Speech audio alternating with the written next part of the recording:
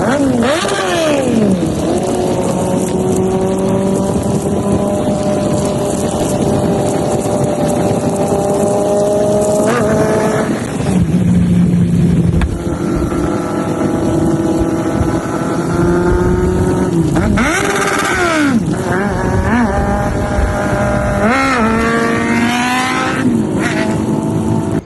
bunyi sorry ya.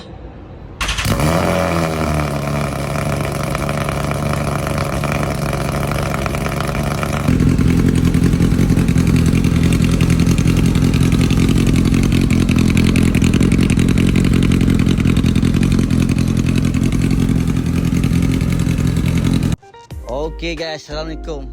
Kali ni aku berada dekat Rawang. Okay, so sebelum nak ride, aku nak terangkan. Ada juga orang tanya kan, bang ni kenapa motor ni macam lain sikit? Kenapa motor ni macam lain sikit? Okay, dua perbezaan. Kat sini ada model sama Kawasaki. Okay, lepas tu CC juga. Cuma perbezaan dia, yang ni kepala Sugomi. Kalau korang nak faham, ni kepala Sugomi ni korang search je dekat Google, dekat mana-mana je. Model Kawasaki Sugomi. Dia akan keluar model yang kepala macam ni.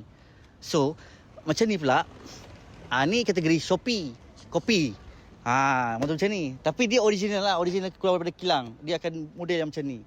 Ni panggil Z800, jenis ori punya lah. Tapi kalau korang nak tengok jenis Sugomi untuk Z800, dia kat sini ada beza dia, ada lampu bulat macam transformer sikit. Tu beza dia. Tu je lah nak cakap. Mana yang nak tahu tu, ni dia beza dia. Kepala dia je, lain. Dia punya enjin, bontot semua sama. Okay, so mana yang nak follow ride tu boleh loja abang. Abang tak ada hal punya, open. Semua orang boleh follow, tak ada hal. Kecuali geng-geng Waisuku tak boleh follow lah. Geng RZ pun tak boleh follow lah sebab ada banyak asap. Abang tak minat. Geng-geng tu abang tak minat. Sila berambus. Sujo.